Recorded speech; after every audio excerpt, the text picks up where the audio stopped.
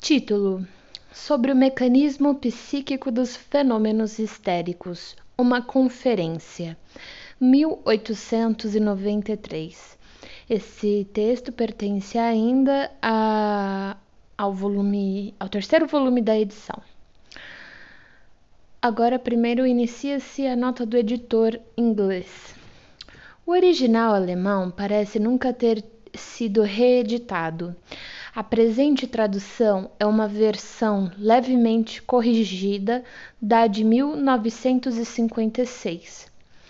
O original alemão é encabeçado pelas palavras pelo Dr. Joseph Breuer e Dr. Sigmund Freud de Viena. Na verdade, porém, esta é uma transcrição estenografada de uma conferência proferida por Freud e por este revista. Embora verse sobre o mesmo assunto e frequentemente em termos similares da famosa Comunicação Preliminar de 1893, que tem seu lugar próprio no volume 2 da Standard Edition, no início dos estudos sobre a histeria, 1895, essa conferência apresenta todos os indícios de ser um trabalho apenas de Freud. A comunicação preliminar de Breuer e Freud foi publicada num periódico de Berlim, o Neurologisches Zentralblatt, em 2 partes. O primeiro, a 15 de janeiro de 1893, imediatamente depois foi republicada em Viena, no Medizinische Blätter, de 19 e 26 de janeiro. A conferência aqui publicada foi profetizada por Freud numa reunião do Clube Médico de Viena em 11 de janeiro, isto é, antes que a segunda parte da comunicação preliminar fosse publicada. Talvez o aspecto mais notável dessa conferência seja a predominância do valor traumático entre as causas presumíveis da histeria. Isso constitui naturalmente uma prova da força da influência de Charcot sobre as ideias de Freud. A mudança em direção ao reconhecimento do papel desempenhado pelas moções pulsionais estava ainda no futuro. Agora irá se iniciar o texto. Título: Sobre o mecanismo psíquico dos fenômenos histéricos.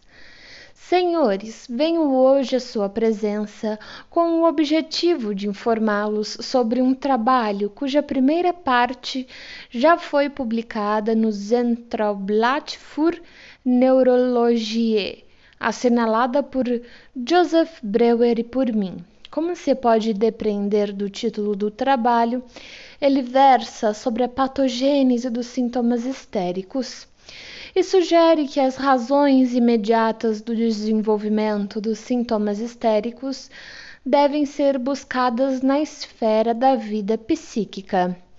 Antes de passar ao conteúdo deste trabalho conjunto, entretanto, devo esclarecer a posição que ele ocupa, bem como nomear o autor e a descoberta que, ao menos em substância, tomamos como ponto de partida, embora nossa contribuição tenha se desenvolvido de modo bastante independente.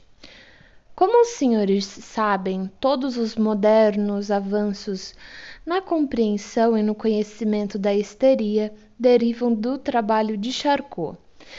Na primeira metade dos anos 80, Charcot começou a voltar sua atenção para a neurose maior, que é como os franceses chamam a histeria, numa série de pesquisas. Ele obteve êxito em provar a presença de regularidades e leis onde as observações clínicas insuficientes ou apáticas de outras pessoas viam apenas simulação de doença ou uma intrigante falta de conformidade à regra. Pode-se afirmar com segurança que tudo o que se tem aprendido de inédito sobre a histeria nos últimos anos procede direta ou indiretamente de suas sugestões. Contudo, entre os numerosos trabalhos de Charcot, nenhum, a meu ver, é mais valioso do que aquele onde nos ensinou a compreender as paralisias traumáticas que aparecem na histeria. E como este é precisamente o trabalho que o nosso vem continuar, espero que os senhores me permitam apresentar-lhes esse assunto mais uma vez, com algum detalhe. Consideraremos o caso de uma pessoa sujeita a um trauma, sem antes ter estado doente, e talvez mesmo sem ter qualquer predisposição hereditária. O trauma deve satisfazer a certas condições. Deve ser grave, isto é, ser de uma espécie que envolva a ideia de perigo mortal, de uma ameaça à vida, mas não deve ser grave no sentido de pôr termo à atividade psíquica. De outra forma, não produziria o resultado que esperamos dele. Assim, por exemplo, não deve envolver a concussão cerebral ou qualquer ferimento realmente sério. Além disso, o trauma deve ter uma relação especial com alguma parte do corpo. Suponhamos que uma pesada tora de madeira caia sobre o ombro de um trabalhador. O golpe o derruba, mas ele logo verifica que nada ocorreu e vai para casa com uma ligeira contusão. Passadas algumas semanas ou meses, ele acorda certa manhã e observa que o braço submetido ao trauma pende, flácido e paralisado. Embora no intervalo que poderíamos chamar de período de incubação, ele o tenha utilizado perfeitamente bem. Se se trata de um caso típico, é possível que sobrevenham ataques peculiares que, depois de uma hora, o sujeito desfalece repentinamente. Fique muito agitado e se torne delirante. E, se falar em seu delírio, sua fala talvez mostre que a cena do acidente está sendo repetida nele, acrescida talvez de vários quadros imaginários. O que estará acontecendo aqui? Como se deve explicar esse fenômeno? Charcot explica o processo reproduzindo-o, induzindo artificialmente o paciente à paralisia. Para promover isso, ele precisa de um paciente que já se encontre num estado histérico. Requer ainda o estado de hipnose e o método de sugestão. Ele hipnotiza profundamente um paciente desse tipo, e então golpeia seu braço levemente. O braço pende, fica paralisado e exibe precisamente os mesmos sintomas que ocorrem na paralisia traumática espontânea. O golpe também pode ser substituído por uma sugestão verbal direta. Abre aspas. Veja, seu braço está paralisado. Fecha aspas. Também, nesse caso, a paralisia apresenta as mesmas características. Tentemos comparar os dois casos. De um lado, um trauma, de outro, uma sugestão traumática. O resultado final, a paralisia. É exatamente o mesmo em ambos os casos. Se o trauma num deles pode ser substituído no outro por uma sugestão verbal, é plausível supor que uma ideia dessa natureza seja responsável pelo desenvolvimento da paralisia, também no caso de paralisia traumática espontânea. E de fato, muitos pacientes relatam que, no momento do trauma, tiveram realmente a sensação de que seu braço estava esmagado. Se assim for, é realmente possível considerar o trauma como equivalente completo da sugestão verbal. Entretanto, para completar a analogia, requer-se um terceiro fator, para que a ideia, seu braço está paralisado, pudesse provocar uma paralisia no paciente. Seria necessário que ele estivesse em estado hipnótico, mas o trabalhador não se acha em estado hipnótico. Ainda assim, podemos presumir que se encontrasse num estado de espírito especial durante o trauma. E Charcot se inclina e equipara esse afeto com o estado de hipnose artificialmente induzido. Sendo assim, a paralisia traumática espontânea fica completamente explicada e se torna paralela à paralisia produzida por sugestão, e a gênese do sintoma é determinada de modo inequívoco pelas circunstâncias do trauma. Além disso, Charcot repetiu a mesma experiência a fim de explicar as contraturas e dores que aparecem na histeria traumática. Em minha opinião, dificilmente haverá algum outro ponto em que sua compreensão da histeria tenha avançado mais profundamente. Todavia, sua análise não vai adiante. Não ficamos sabendo como são gerados os outros sintomas e, acima de tudo, não aprendemos como os sintomas histéricos aparecem na histeria comum não traumática.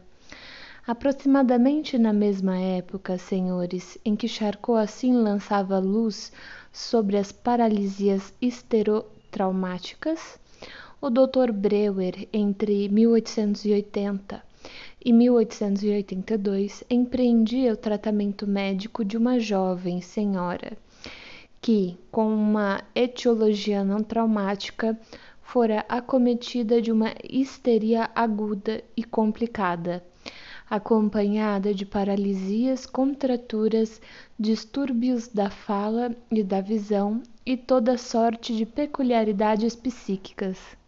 Enquanto tratava de seu pai enfermo, esse caso conservara um lugar importante na história da histeria, já que foi o primeiro em que um médico teve êxito em elucidar todos os sintomas do estado histérico, desvendando a origem de cada sintoma e descobrindo ao mesmo tempo os meios de fazer cada sintoma desaparecer.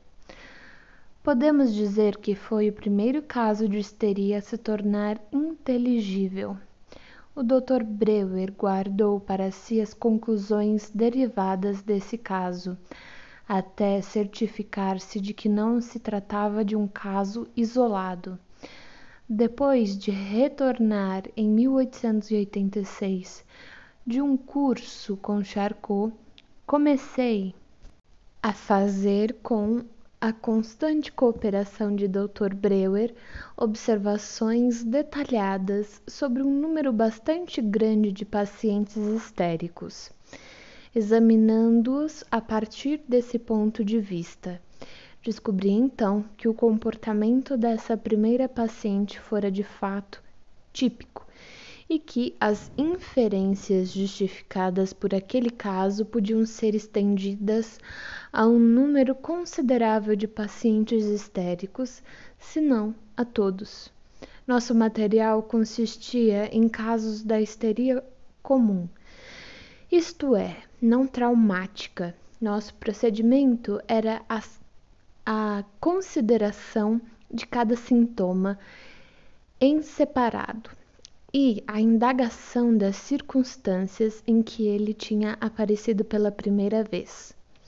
Esforçávamos-nos, desse modo, por chegar a uma ideia clara da causa precipitante que talvez tivesse determinado aquele sintoma. Mas não se deve supor que essa seja uma tarefa simples. Para começar, Quando interrogamos os pacientes dentro dessa orientação, em geral não obtemos nenhuma resposta. Num pequeno grupo de casos, os pacientes têm suas razões para não dizer o que sabem.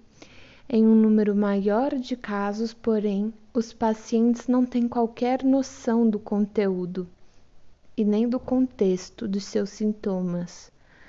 O método pelo qual se consegue alguma coisa é árduo.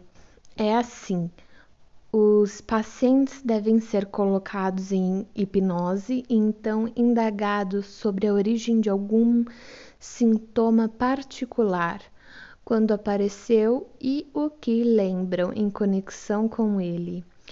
Enquanto se acham nesse estado, a memória, que não lhes era acessível no estado de vigília, retorna. Assim, aprendemos, para dizê-lo em termos grosseiros, que há uma experiência afetivamente marcante por trás da maioria dos fenômenos da histeria, se não de todos, e mais que essa experiência é de tal ordem que torna imediatamente inteligível o sintoma com que se relaciona, mostrando uma vez mais, por conseguinte, que o sintoma é inequivocamente determinado. Se os senhores me permitem comparar essa experiência afetivamente marcante com a grande experiência traumática subjacente à histeria traumática, posso desde já formular a primeira tese a que chegamos, abre aspas. Há uma analogia total entre a paralisia traumática e a histeria comum, não traumática, fecha aspas. A única diferença é que na primeira há um grande trauma em ação, ao passo que na segunda raramente há um evento único principal a ser assinalado, operando antes uma série de impressões afetivas, toda uma história de sofrimentos. Mas não é nada forçado equiparar essa história que aparece com o fator determinante nos pacientes histéricos, ao acidente que ocorreu na histeria traumática, pois hoje não restam dúvidas de que, mesmo no caso do grande trauma mecânico da histeria traumática, o que produz o resultado não é o fator mecânico, mas o afeto de terror, o trauma psíquico. A primeira coisa que se deduz assim disso tudo, portanto, é que o padrão da histeria traumática, tal como exposto por Charcot nas paralisias histéricas, aplica-se de maneira geral a todos os fenômenos histéricos, ou pelo menos a sua grande maioria. Na totalidade dos casos, aquilo com que temos de lidar é a atuação de traumas psíquicos que determinam inequivocamente a natureza dos sintomas emergentes. Apresentarei agora aos senhores alguns exemplos disso. Primeiro, vejamos um caso de ocorrência de contraturas. Durante todo o período de sua doença, a paciente de Breuer, que já mencionei, exibiu uma contratura do braço direito. Durante a hipnose, veio à tona o fato de que, algum tempo antes de adoecer, ela fora submetida ao seguinte trauma. Estava sentada, semi-adormecida, ao lado do leito de seu pai enfermo. Seu braço direito pendia sobre as costas da cadeira e ficou dormente. Nesse momento, ela teve uma alucinação apavorante. Tentou afastá-la com o movimento do braço, mas foi incapaz de fazê-lo. Ela lhe deu um susto violento, mas, de momento, o assunto terminou por ali. Só quando da irrupção da histeria é que se instalou a contratura do braço. Em outra paciente, Observei que a fala era interrompida por um estalido peculiar da língua, semelhante ao grito de um tetraz das serras. Eu já me familiarizara há alguns meses com esse sintoma e o encarava como um tique. Só quando me ocorreu perguntar-lhe sob hipnose sobre a origem dele, foi que descobri que o ruído aparecera primeiramente em 2 ocasiões. Em cada uma destas, ela tomara a firme decisão de se manter absolutamente silenciosa. Isso lhe ocorreu numa das vezes ao cuidar de um de seus filhos que estava seriamente doente. Tratar de pessoas doentes é um fator que frequentemente atua na etiologia da histeria. A criança adormecera e ela se havia determinado não fazer qualquer barulho que pudesse acordá-la, mas o medo de fazer barulho transformou-se efetivamente na produção de um ruído. Um exemplo de contravontade histérica, ela apertou os lábios e fez o estalido com a língua. Muitos anos depois, o mesmo sintoma se manifestou uma segunda vez, novamente numa ocasião em que ela decidira ficar absolutamente quieta, e desde então havia persistido.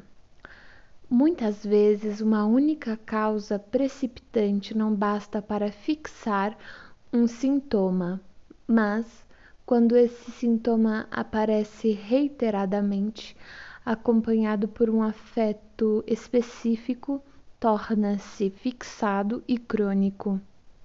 Um dos sintomas mais comuns da histeria é a combinação de anorexia e vômito. Sei de um grande número de casos em que a ocorrência desse sintoma é explicada de maneira bastante simples. Assim, numa paciente, o vômito persistiu depois de ela ter lido uma carta humilhante pouco antes de uma refeição e ter ficado violentamente nauseada com isso. Em outros casos, a repulsa pela comida pode ser claramente relacionada ao fato de que, graças à instituição da mesa comum, uma pessoa pode ser compelida a fazer uma refeição em companhia de alguém que detesta. A repulsa é então transferida da pessoa para os alimentos. A mulher com o tique que mencionei há pouco era particularmente interessante a esse respeito. Comia excepcionalmente pouco e apenas sob pressão. Ela me informou sob hipnose que uma série de traumas psíquicos havia acabado por produzir esse sintoma de repulsa à comida. Quando era ainda criança, sua mãe, muito severa, insistia que ela comesse toda a carne que tivesse deixado no almoço 2 horas depois, quando a carne estava fria e a gordura toda congelada. Ela o fazia com enorme asco e guardou a lembrança disso. Mais tarde, quando já não estava sujeita a essa punição, sentia regularmente enjoo nas horas das refeições. 10 anos depois, costumava sentar-se à mesa com um parente tuberculoso que escarrava constantemente durante as refeições numa escarradeira postada do outro lado da mesa. Pouco tempo depois, foi obrigada a partilhar suas refeições com um parente que ela sabia ser portador de uma doença contagiosa. Também a paciente de Breuer comportou-se por algum tempo como se sofresse de hidrofobia. Durante a hipnose, revelou-se que ela uma vez surpreendera um cachorro bebendo água em seu copo. A insônia ou o sono perturbado são também sintomas usualmente passíveis de uma explicação extremamente precisa. Assim, por anos a fio, uma mulher jamais conseguia dormir antes das 6 da manhã. Durante muito tempo, dormira num quarto contíguo ao do marido doente, que costumava levantar-se às 6 horas. Depois desse horário, ela podia dormir tranquilamente e voltou a se comportar da mesma maneira muitos anos depois, durante uma doença histérica. Outro caso foi o de um paciente histérico que vinha dormindo pessimamente nos últimos 12 anos. Sua insônia, porém, era um tipo muito especial. No verão, dormia esplendidamente, mas no inverno muito mal. E em novembro dormia particularmente mal. Não tinha a menor ideia do fator responsável por isso. A investigação revelou que no mês de novembro, 12 anos antes, ele passara muitas noites em claro, velando junto ao leito de seu filho, que estava acamado com difteria. A paciente de Breuer, a quem me tenho referido com tanta frequência, forneceu um exemplo de distúrbio de fala. Por um longo período de sua doença, falava apenas inglês e não conseguia falar nem entender o alemão. Esse sintoma remeteu a um evento que ocorrera antes da irrupção da doença. Em certa ocasião, em estado de grande angústia, ela tentara rezar, mas não conseguira encontrar as palavras. Finalmente, ocorreram-lhe algumas palavras de uma prece infantil em inglês. Ao adoecer, posteriormente, o inglês tornou-se a única língua que dominava. A determinação do sintoma pelo trauma psíquico não é tão transparente em todos os casos. Frequentemente só encontramos o que se pode descrever como uma relação simbólica entre a causa determinante e o sintoma histérico. Isso se aplica especialmente às dores. Uma paciente, por exemplo, sofria de dores penetrantes entre as sobrancelhas. A razão era que uma vez, quando criança, sua avó lhe dirigira um olhar inquisitório penetrante. A mesma paciente sofreu por algum tempo dores violentas no calcanhar direito, para os quais não havia explicação. Essas dores, ficou-se sabendo, estavam ligadas a uma ideia que ocorrera à paciente quando esta aparecera pela primeira vez em sociedade. Ficara dominada pelo medo de não acertar o passo naquele meio. Tais simbolizações foram empregadas por muitos pacientes num enorme conjunto das chamadas nevralgias e dores. É como se houvesse a intenção de expressar o estado mental através de um estado físico. E o uso linguístico fornece uma ponte pela qual isso pode ser efetuado. No caso, entretanto, daqueles que são, afinal, os sintomas típicos da histeria, tais como hemianestesia, restrição do campo visual, convulsões epileptiformes, etc., não se pode demonstrar o mecanismo psíquico dessa ordem. Por outro lado, pode-se fazê-lo frequentemente com respeito às zonas histerógenas. Esses exemplos que escolhi entre inúmeras observações parecem provar que os fenômenos da histeria comum podem ser seguramente considerados como seguindo o mesmo modelo da histeria traumática, e que, portanto, toda histeria pode ser encarada como histeria traumática, no sentido que implica um trauma psíquico e de que todo fenômeno histérico é determinado pela natureza do trauma. A questão adicional a que então se deveria responder refere-se à natureza da conexão causal entre o fator determinante que tenhamos descoberto durante a hipnose e o fenômeno que persiste posteriormente como sintoma crônico. Essa conexão pode ser de vários tipos. Pode ser da espécie que descreveríamos como fator desencadeante, por exemplo, quando alguém com predisposição à tuberculose recebe um golpe no joelho, em consequência do qual se desenvolve uma inflamação tuberculosa na junta.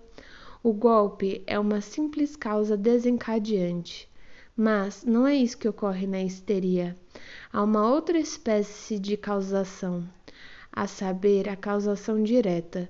Podemos elucidá-la tendo por base o quadro de um corpo estranho, que continua a atuar incessantemente como causa estimulante de doença até nos livrarmos dele.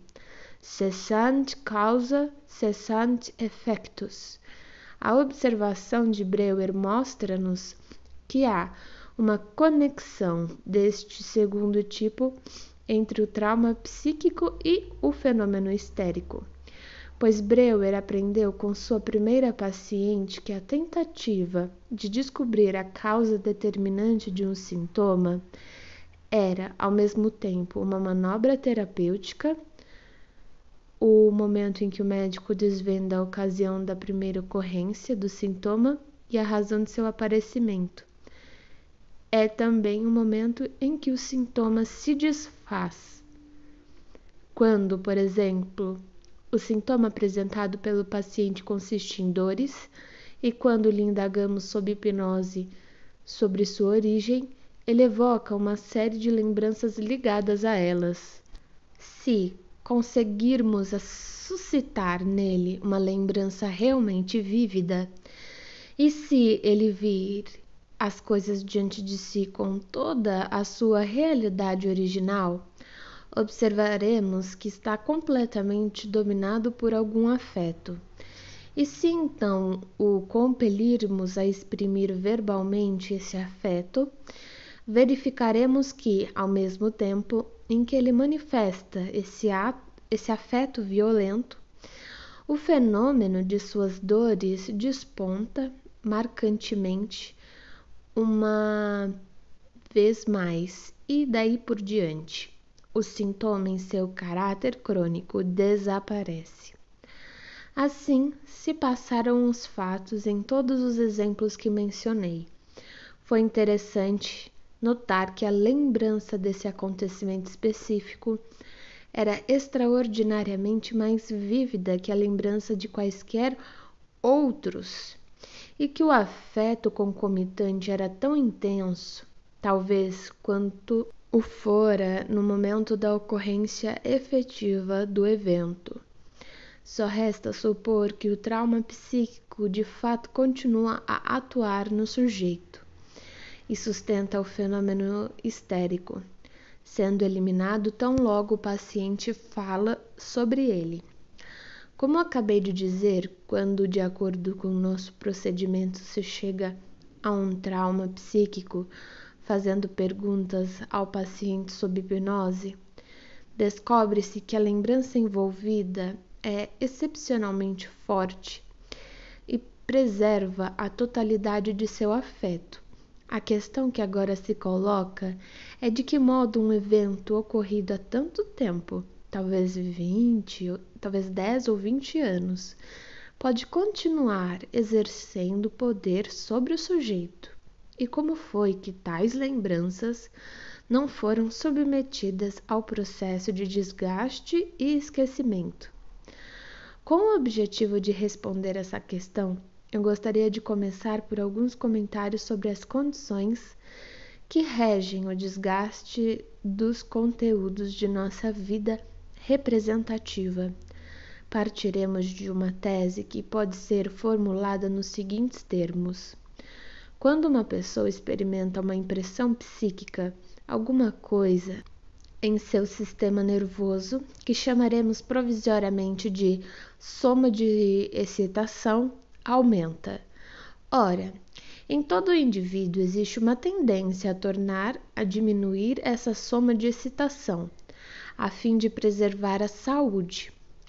O aumento da soma de excitação ocorre por vias sensoriais e sua diminuição por vias motoras. Assim, podemos dizer que quando alguma coisa atinge alguém, esse alguém reage de maneira motora. Podemos agora afirmar com segurança que depende dessa reação o quanto restará de uma impressão psíquica inicial. Consideremos isso em relação a um exemplo específico. Suponhamos que um homem seja insultado, esmurrado ou qualquer coisa desse gênero. Esse trauma psíquico está ligado a um aumento da soma de excitação de seu sistema nervoso. Surge então instintivamente uma inclinação a diminuir de imediato a excitação aumentada. Ele revida a ofensa e então sente-se melhor. Talvez tenha reagido adequadamente, isto é, talvez se haja livrado de tanto quanto foi introduzido nele. Ora, essa reação pode assumir várias formas para os aumentos muito ligeiros da excitação.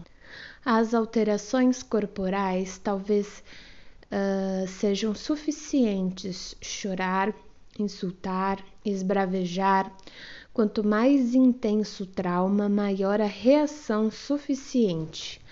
A reação mais adequada, entretanto, é sempre uma tomada de atitude, mas como observou espirituosamente um escritor inglês, o primeiro homem a desfechar contra seu inimigo um insulto em vez de uma lança foi o fundador da civilização.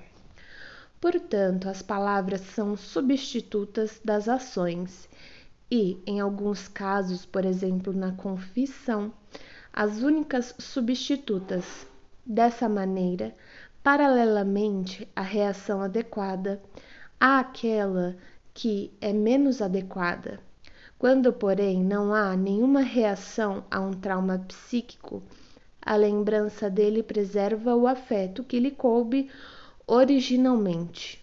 Assim, quando alguém que foi insultado não pode vingar o insulto com um golpe retaliatório ou uma ofensa verbal, surge a possibilidade de que a lembrança desse evento torne a evocar nele o afeto originalmente presente. Um insulto revidado, mesmo que apenas com palavras, é recordado de maneira muito diversa de outro que tenha sido forçosamente aceito. E o uso linguístico deste descreve caracteristicamente o insulto sofrido em silêncio como uma mortificação. Kränkung, literalmente, adoecimento. Assim, quando por qualquer motivo não pode haver a reação a um trauma psíquico, ele retém seu afeto original. E quando a pessoa não consegue livrar-se do acréscimo de estímulo através de sua abreação, deparamos com a possibilidade de que o evento em questão permaneça como um trauma psíquico. A propósito, um mecanismo psíquico sadio tem outros métodos de lidar com o afeto de um trauma psíquico, mesmo que lhe sejam negadas a reação motora e a reação por palavras, a saber, elaborando-o associativamente e produzindo ideias contrastantes. Mesmo que a pessoa insultada não retribua o golpe, nem retruque com uma grosseria. Ela pode ainda assim reduzir o afeto ligado ao insulto pela evocação de ideias contrastantes, tais como a de seu valor pessoal, da indignidade de seu inimigo e assim por diante. Quer um homem sadio lide com o insulto de um modo ou de outro, ele sempre consegue chegar ao resultado de que o afeto originalmente intenso em sua memória acabe perdendo a intensidade e, finalmente, tendo perdido seu afeto, a lembrança caia vítima do esquecimento e do processo de desgaste. Ora, descobrimos que não há nos pacientes histéricos nada além de impressões que não perderam seu afeto e cuja lembrança permaneceu vívida. Daí decorre, portanto, que essas lembranças dos pacientes histéricos que se tornaram patogênicas ocupam uma posição excepcional com respeito ao processo de desgaste. E a observação mostra que, no caso de todos os eventos que se tornaram determinantes dos fenômenos histéricos, estamos lidando com traumas psíquicos que não foram totalmente abreagidos ou completamente tratados. Podemos, pois, afirmar que os pacientes histéricos sofrem de traumas psíquicos incompletamente abreagidos. Constatamos dois grupos de condições sobre as quais as lembranças se tornaram patogênicas. No primeiro, as lembranças a que se podem vincular os fenômenos histéricos têm como conteúdo representações que envolveram um trauma tão grande que o sintoma nervoso não teve forças para manipulá-lo de nenhuma forma, ou representações às quais foi vedada a reação por motivos sociais. Isso se aplica a miúde à vida conjugal.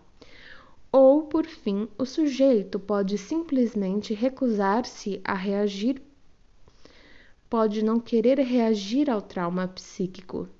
Neste último caso, o conteúdo dos delírios histéricos frequentemente revela ser o próprio círculo de representações que o paciente em seu estado normal rejeitou, inibiu e suprimiu com todas as suas forças. Por exemplo, ocorrem blasfêmias e representações eróticas nos delírios histéricos de freiras. No entanto, num segundo grupo de casos, a razão da ausência de reação não está no teor do trauma psíquico, mas em outras circunstâncias, pois é muito frequente constatarmos que o conteúdo e os fatores determinantes dos fenômenos histéricos são eventos em si mesmos bastante triviais, mas que adquiriram alta significação pelo fato de terem ocorrido em momentos especialmente importantes, quando a predisposição do paciente havia aumentado patologicamente. Por exemplo, o afeto de pavor pode assomar no corpo de algum outro afeto intenso e por isso adquirir enorme importância. Os estados dessa ordem são de curta duração e estão, por assim dizer, isolados do resto da vida mental do sujeito, enquanto se encontra num estado de auto-hipnose como esse. Ele não consegue livrar-se associativamente de uma representação que lhe ocorra, tal como faria estando acordado. Depois de considerável experiência com esses fenômenos, julgamos provável que, em toda a histeria, estejamos lidando com um rudimento do que é chamado double consciência, a consciência dupla, e que o fenômeno básico da histeria seja uma tendência para tal dissociação, e como ela para a emergência de estados da consciência anormais, que propomos chamar de hipnoides. Consideremos agora a maneira como funciona a nossa terapia. Ela se coaduna com um dos mais ardentes desejos humanos, o desejo de poder, refazer alguma coisa. Alguém experimentou um trauma psíquico sem reação suficiente a ele. Nós o levamos a experimentá-lo de novo, dessa vez sob hipnose, e forçamos a completar sua reação. Assim, ele pode livrar-se do afeto ligado à representação que estava, por assim dizer, estrangulado. E uma vez feito isso, põe-se termo à atuação da representação. Desse modo, curamos não a histeria, mas alguns de seus sintomas individuais, fazendo com que uma reação incompleta se conclua. Os senhores, portanto, não devem supor que se tenha tirado disso um enorme proveito para a terapêutica da histeria.